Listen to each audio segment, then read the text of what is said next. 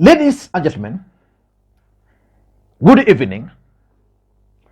I know most of you guys are still not aware that Danson Mungatanga, the former member of parliament for Garsen constituency, actually made it back to parliament, but this time round as a senator. He was elected the senator for Tana River. Kuwa nje ya siasa imekuwa maisha mazuri sana, first of all, sababu miaka ile nilikuwa kwa siasa, sikuwa na nafasi nzuri na watoto na family, lakini kukaa nje ya siasa Mwenyezi Mungu aliridhia hivyo, na nilipata nafasi nzuri sana ya kukaa na watoto na family, na ukweli ni kwamba walifurahia sana hii miaka ambayo tumekaa.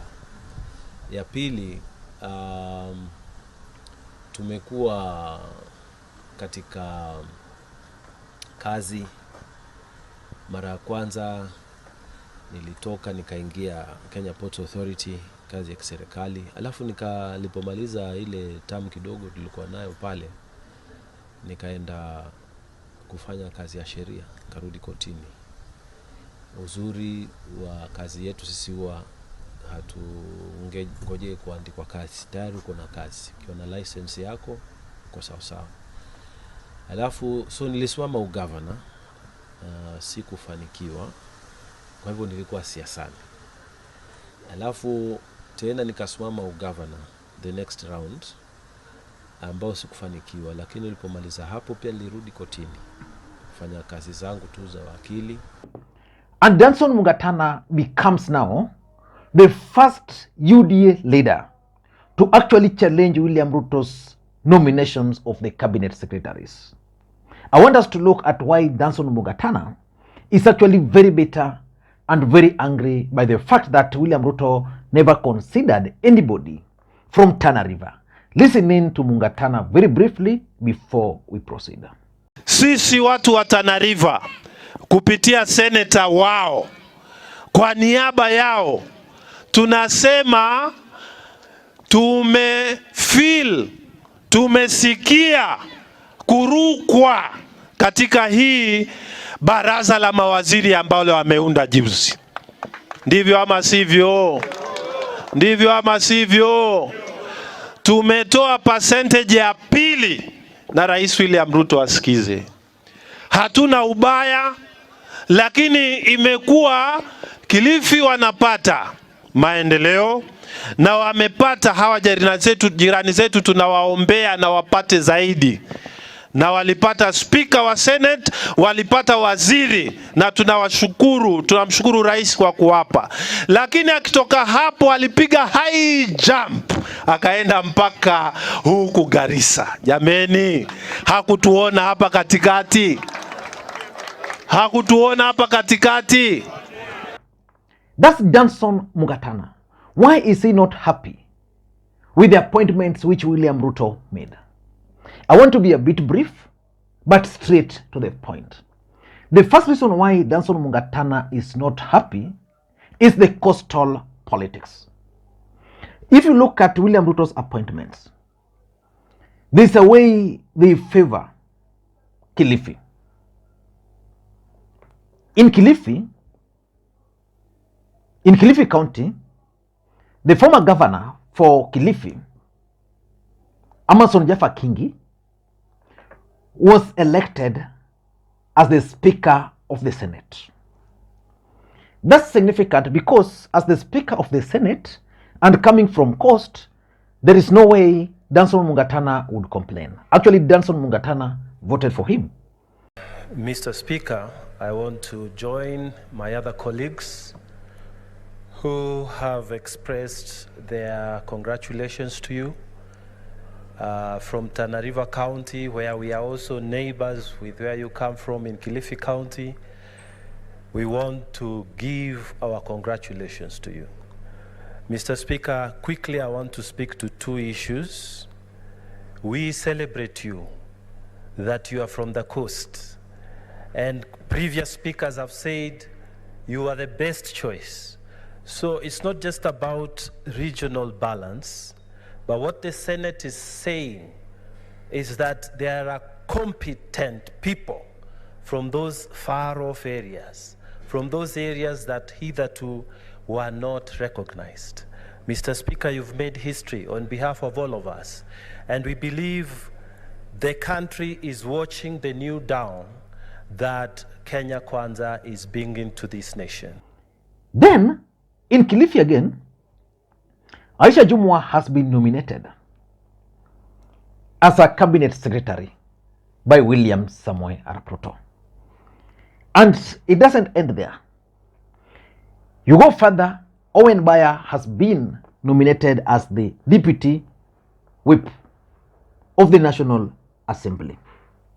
That's significant. So it means Kilifi County has 3 serious appointments. Mombasa County has 0. My friend Danson Omar, who was expected to be nominated as the cabinet secretary, did not get anything.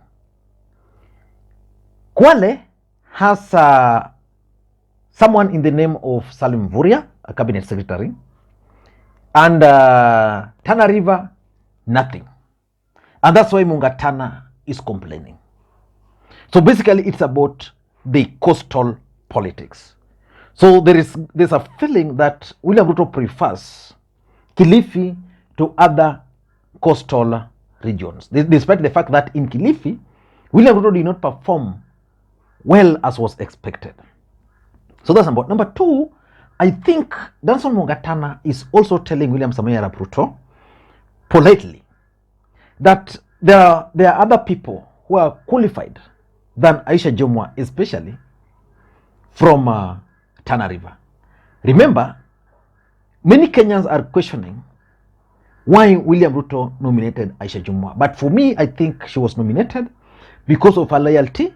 She made a big sacrifice by becoming the first member of parliament from the coastal region, especially from Kilifi, which had voted for ODM 6-piece in 2017 to start supporting Ruto. So loyalty paid, and again the gender equation. Like for example, if Ruto were to go for Hassan Omar as a cabinet secretary, and he had made that promise of 50-50 women, then that equation would have been interfered with. But Danson Mungatanga is reminding Ruto that, very politely, that as much as you are going for Aisha Jumwa, there are other better people who even campaigned for you better in Tana River. And in fact, he was very categorical that they gave Ruto the second highest votes in the entire coastal region. I think the highest was from Lamu. So it has everything to do with telling Ruto that, you know, Aisha Jumwa is not the right person.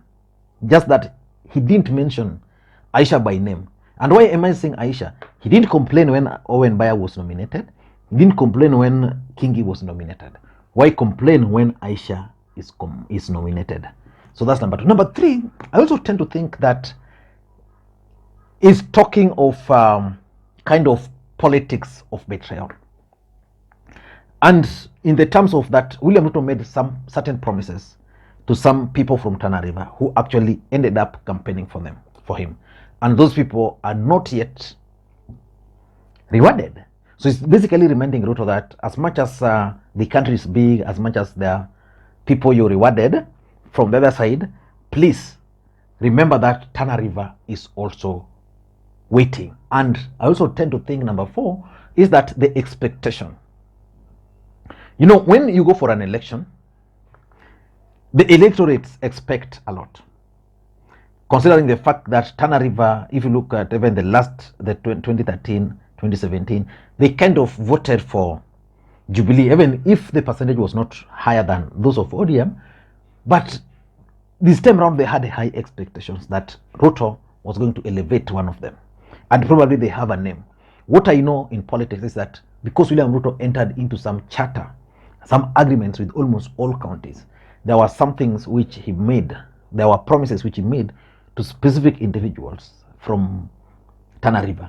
And that's why he could get the guts to actually challenge the DP on his appointments. Maybe they expected Ruto to consider them, but that has not happened. So Ruto is telling them, he's telling Ruto that you have already begun betrayal. And number 5, I also tend to think that it has everything to do with the local politics. Politics is first of all local. So where was Mungatana making this statement?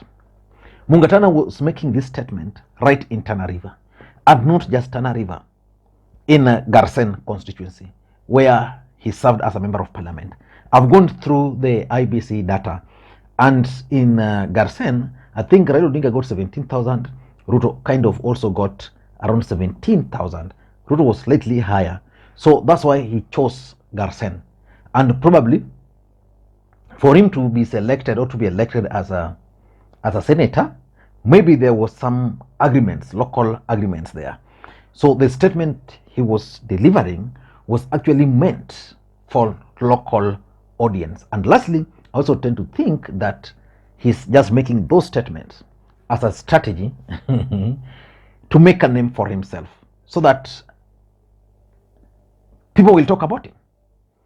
In Kenya Kwanza, people will start questioning why Mungatana became the first member of parliament to actually challenge William Ruto. On this channel, we are talking about Mungatana because of that particular statement. So in short, Mungatana is seeking for recognition. And I won't be surprised that William Ruto will call Mungatana to State House either next week, or maybe has already invited him to State House, and he will accompany himself with a group of leaders from Tana River. And by that, he shall have made himself the face of UDA, or the face of Tana River as far as government is concerned. I don't know what you think.